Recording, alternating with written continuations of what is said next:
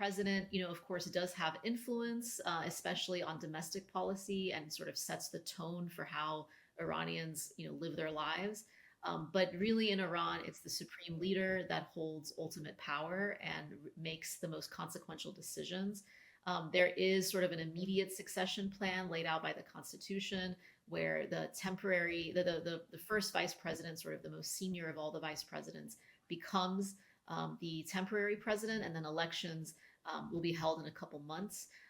But this is not something that will change Iran's foreign policy, nor its significant domestic policies, because those are really set at a higher level. Ebrahim Raisi, while he was not super consequential in his role as president, he was certainly being groomed for years by the supreme leader, by kind of the conservative establishment, to eventually take on possibly the supreme leader position when the current supreme leader, Ali Khamenei, dies. And he is 85 years old, so that is likely within the next decade or so. He had been elevated over the past few years to increasingly visible roles.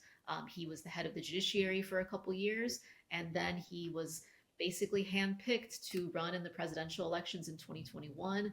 The field was sort of cleared for him to do that and to win quite easily, even though the turnout for those elections was very low. And so he was kind of an option for the regime to turn to ensure that a loyalist, kind of stable, trusted sort of conservative would replace Khamenei when he died, or at least be an option to replace him. And that now lies in a heap at the bottom of a mountain in northern Iran, that plan. And so it's really a question for the regime, kind of what it does next. So I would say short term, this doesn't mean a whole lot for Iran and how it's run, but long term, it has much larger implications.